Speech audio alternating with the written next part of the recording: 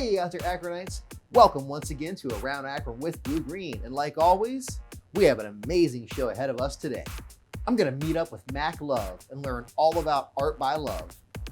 I'm going to head down to the Valley and learn about Summit Metro Park's newest area, the Valley View. And I'm going to meet up with an African dance troupe in North Hill called the Black Beanz. Now to kick this show off today, I'm going to meet up with Mac Love. Now he's a muralist, but he also does a lot of other amazing things for artists in the area. Let's go see what Mac Love is all about.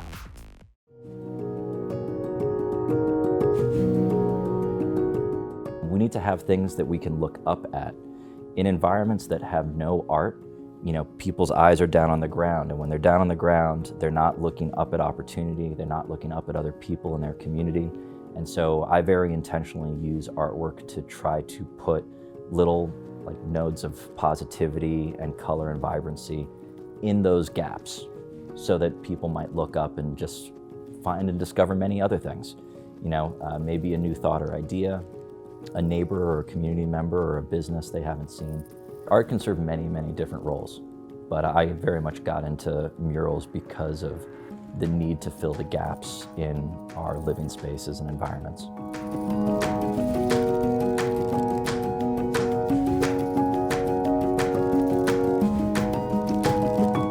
Akron Stories is something we created to support the Rubber Worker Statue and Stories project. Back in 2016, a letter was written to the Beacon Journal lamenting the fact that there was no statue dedicated to the rubber workers themselves in Akron. A resident named Miriam Ray read that article and thought, you know what, this is something I care about. I think we should do something about this. And so for 3 years, she just went out and was advocating for it. She eventually, her husband bought her a maquette of the statue based on the cover of the book Wheels of Fortune. And she would take it into meetings and say, this is what we need. So we were introduced by a mutual friend in 2019 who thought that I could just help her bring this project into reality. And at the time, her idea had evolved into having stories as a core part of it. So about 3 months, 6 months after I came on board, the city of Akron contacted her and said, hey, we want to put your statue in the middle of this roundabout. We'll take care of that. And if you want to do the stories thing in the commemorative bricks, go ahead. And so that was where we got involved. We created Akron Stories as a easy website and name to remember. Our approach is we sell commemorative bricks, which fund the Oral History Project. It's exclusively funded through the sale of the commemorative bricks. At this point, we've sold 1,700 bricks, and we've used those resources to conduct hundreds of interviews, collect thousands of stories, and those stories are stories from rubber workers and their descendants, and they're focused on all aspects of the rubber industry, from the history to the people, to the products, to the work, and to also painting the picture of what Akron was like at that period of time. It's really important to preserve and capture this history. It explains so much of what is going on now and also our potential for what could be tomorrow.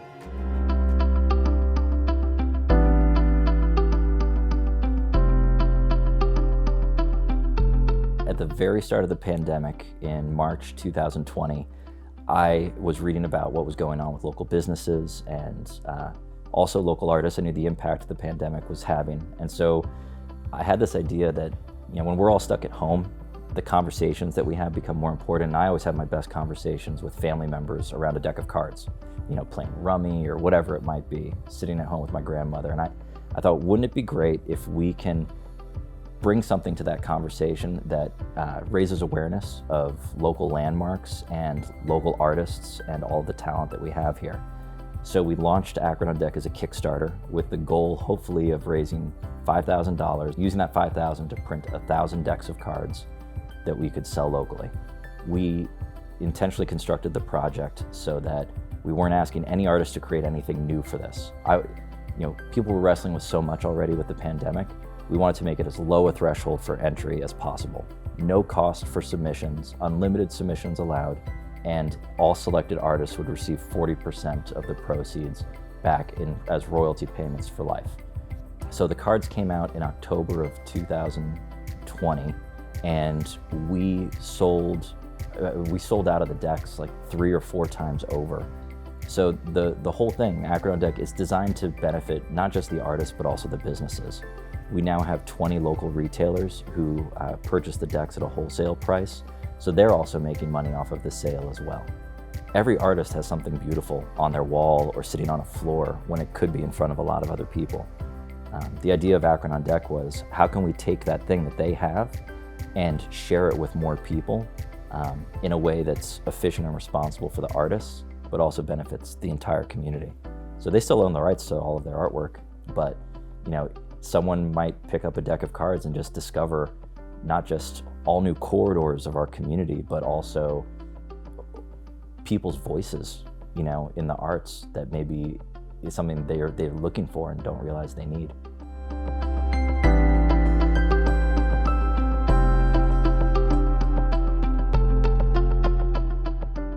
Believe in the health of art and believe in the power of creative courage. Just doing or trying is that alone, you'll never make it happen unless you do that. And other people will see that bravery and they will want to follow and they will want to try too.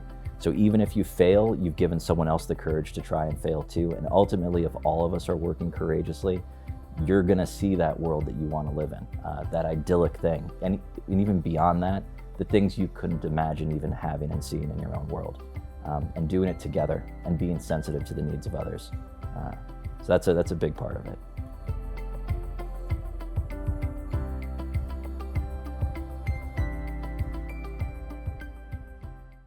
Next up, I'm gonna head down to the Valley and learn all about the Valley View. This is Summit Metro Park's newest location. It was once a dairy farm, then it was a golf course, and now it's a temporary trail conservation area. Let's go see what this place is all about. I've always enjoyed being outside. In fact, we're at Valley View right now. I grew up near the Highland Square area. We would ride our bikes down Memorial Parkway, ride them down the sewer pipe, and explore the valley. Being outside was part of growing up, and growing up in the metro parks was part of my life as a child.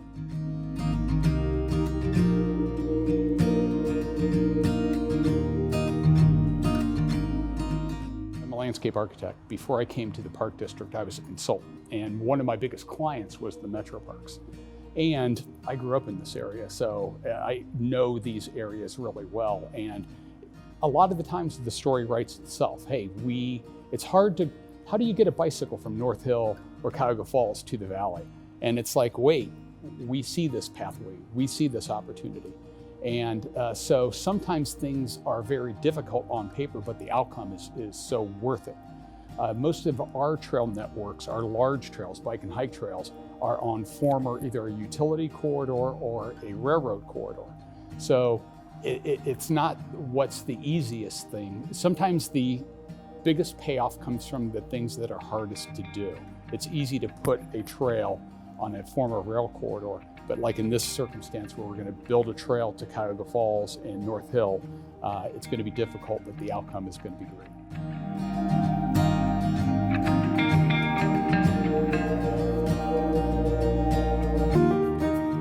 This park was identified in the 1925 Olmsted Brothers master plan for the park, and it stated that this property is very critical and should be acquired. So it took almost 100 years, but the Metro Parks were able to acquire it. And it's kind of the missing piece between the gorge to the east, Sand Run to the west, and Cascade Valley to the north and south. So it was a critical get for the Metro Parks.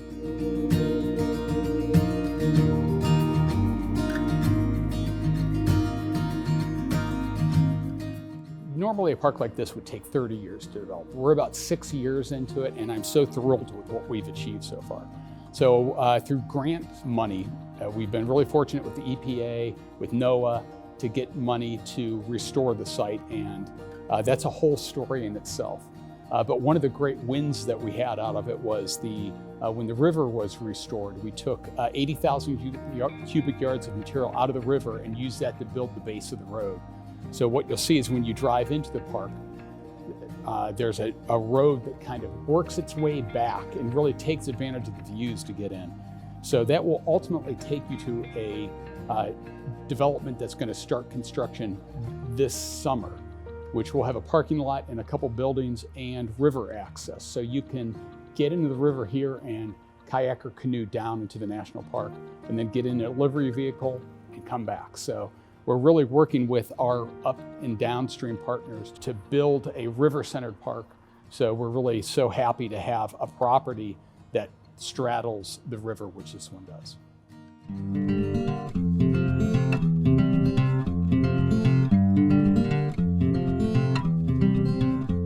Currently, if you go to the southern end of the property, the river is a boundary.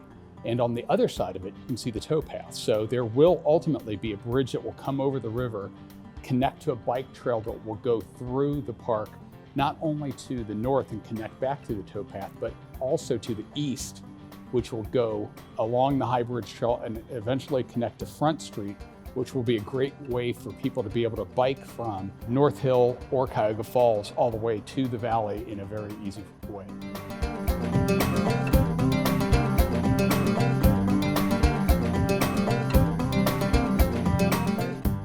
So this barn was part of the Himelright dairy farm, and this was a dairy barn. And so what you would have seen above us was would be a floor. And so when we first took over this building, it was the clubhouse for the golf course. And it was in really a poor state of affairs. So anyway, the barn itself, its history is from the late 1800s. And when the golf course owners took over in, I think it was the 1970s, they turned it into the clubhouse. So when we got it, we decided we wanted to make it into a lodge being a place that people could rent for weddings or different venues. But also the Knight Foundation, we've done some really great work at Summit Lake, and they said, hey, we would really like you to continue your good work. And so they gave us some money to help develop this barn to serve the immigrant population. So this barn will actually serve as a location for the immigrant population to have different festivals so they can show off their heritage. And so we're really excited about that. It adds a lot of depth to the use of the barn.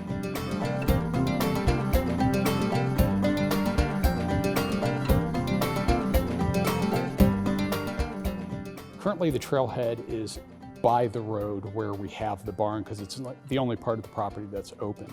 It will probably switch back to where the river development's going to be because there's going to be a larger parking lot there. But there will be access to this property from the trail network. We've already got about 2 miles of trails constructed here, but there's going to be a much more robust trail network that will continue to tie into this parking lot.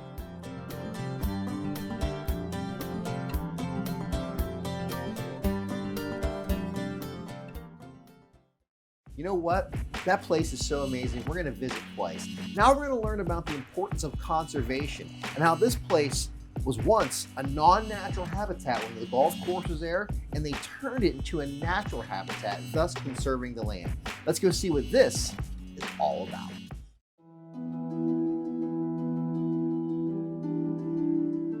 The outdoors were my early classroom, and for the most part it was the metro parks. I grew up in Cuyahoga Falls, so I'm local, and growing up the metro parks were a critical part of my childhood.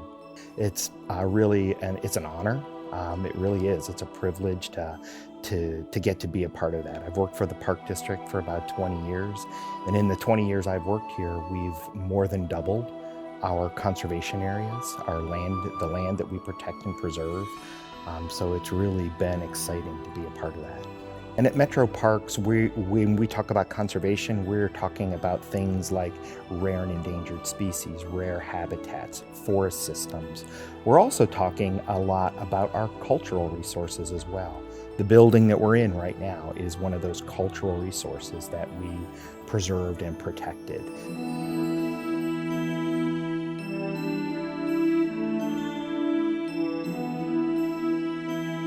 Most of the vegetation on the golf course was non-native. It was invasive. They were species that, while they're green and beautiful, they're not a part of our natural landscape, and they weren't something that we wanted to have. They're not good for our local wildlife. We wanted to restore this to a natural area, so we actually removed them. We removed the golf course turf, and we removed a lot of the trees and shrubs that were not native, that are not native to our region. And we restored them by planting native seed mixes to restore the herbaceous grassland you see behind me. And we did a lot of very extensive tree planting to reintroduce those native trees that should be here. There were about 30 different species of native trees that we replanted, either by planting potted material or by planting the nuts that were collected by staff and volunteers over a season. And we hosted a 2-day volunteer planting event to plant nuts.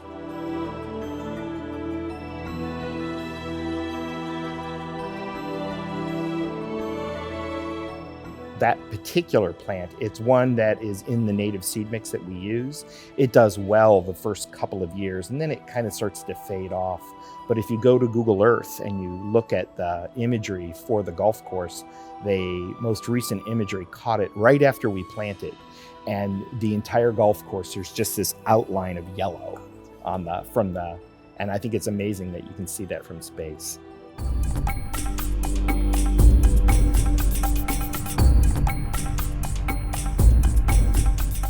When we acquired the property, it was still pretty much a golf course. We were very limited in the diversity of plants and animals that lived here. Certainly there were some, but not very many. Now that we're done with the restoration, we've been doing monitoring work to see what we have coming back to the area. In particular, the fish communities are rebounding in the Cuyahoga River as a result of the restoration work we've done in the river. The terrestrial landscape, the terrestrial species, birds and vertebrates, even insects, have made a huge comeback. To help us monitor the species, we're using a citizen science program that uses iNaturalist. It's a phone app that allows citizens to go out and document wildlife and species and plants. And I think the last time I checked, we were up to about 600 new species documented for this area.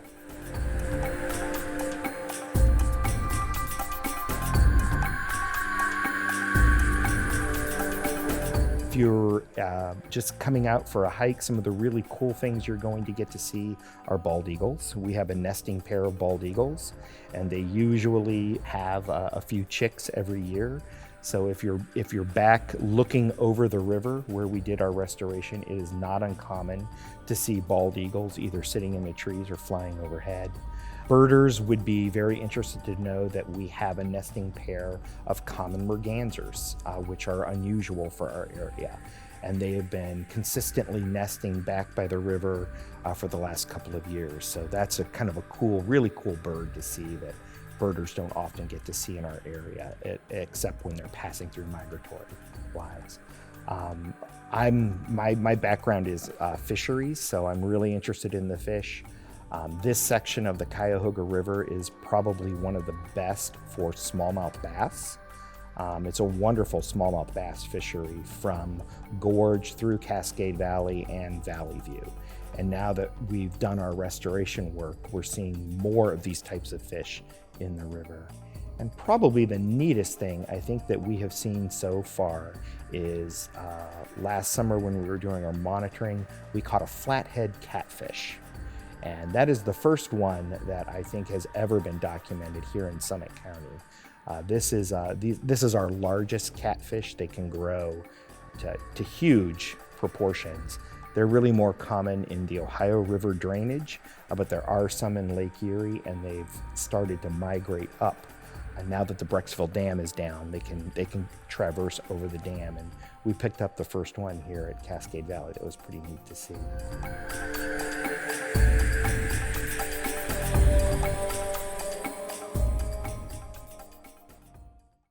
Next up, I'm gonna head up to North Hill and meet up with the Black Beanz, and that's a Black Beanz with a Z. They're an African dance troupe, and they're from Uganda and Tanzania. Let's go see what the Black Beanz are all about.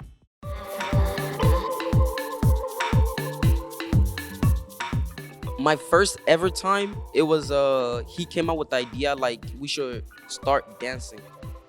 I was like, I think 12 or 13, so about like two or 1 year ago. And like I always remember, like we always dancing back in our home country, Africa. So like at a celebration or anything, we just go there. They put music, and then we just start dancing. Kids dancing. Yeah, that's my early memories of me dancing.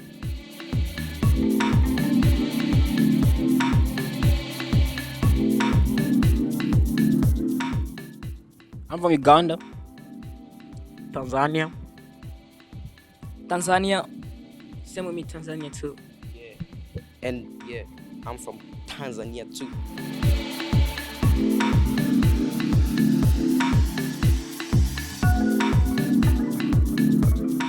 African dances, we mostly use like African dances. Not many people that I know uses dances like in America yet.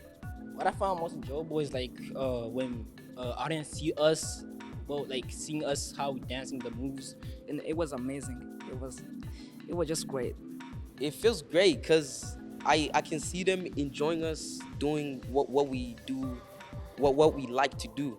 You know, it just gives the happy feelings for people to support you through like what you really like, what you want to do. It just gives you the good feeling, you know.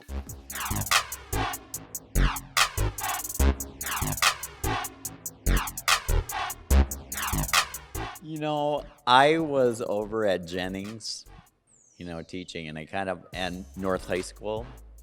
So I observed between classes, seeing these guys turning on, their smartphones and speakers and dancing between classes.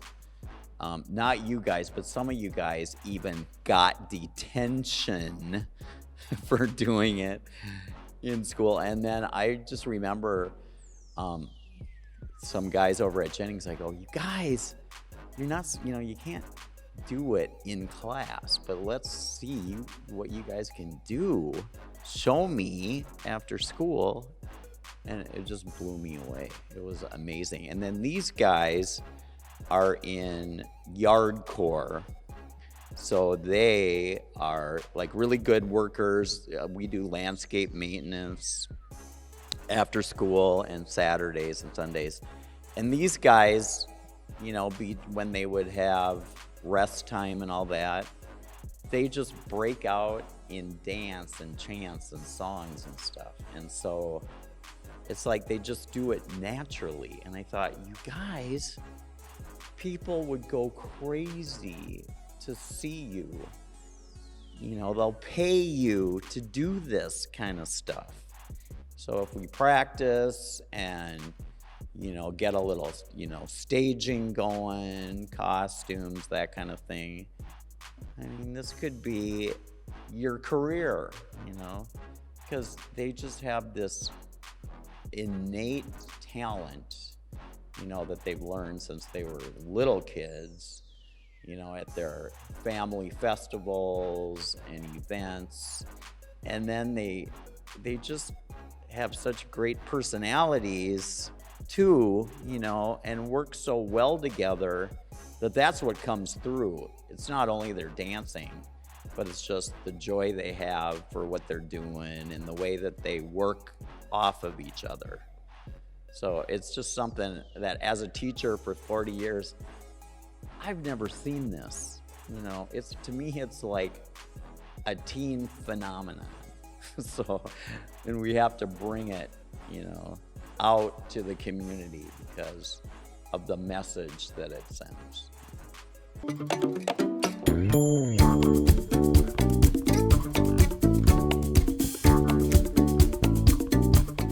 We're starting a fan club.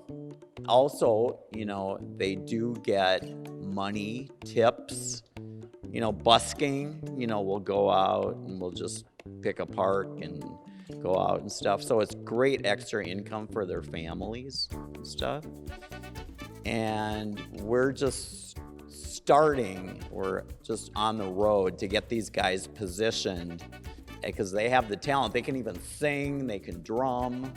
So we're kind of working on that aspect of it. There's also about 3 or 4 other guys, you know, that can join in and do some good stuff. And I do believe that they can displace, what are those guys, BTS in South Korea? Yeah, these guys can do it.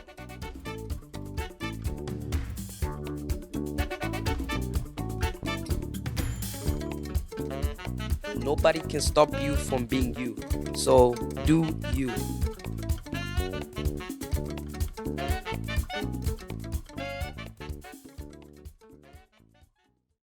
Thank you for watching this episode of Around Akron with Blue Green. Now, if you have any questions or any comments, just want to drop me an email, you can reach me at www.aroundakronwithbluegreen, or you can catch me on social media. Thank you, and have an amazing day. One of the newest places at Summit Metro Parks, and learn about... Next up, I'm going to head down to the valley and meet... Next up, I'm going to head down to the valley to head... Next up, I'm going to head down to the valley to Summit Metro Parks. Learn about Summit and meet up at the Valley View, which is the Valley View. This is Summit. Now, they're an African dance troupe from Uganda and Tanzania. Reach me at www. Now, if you have any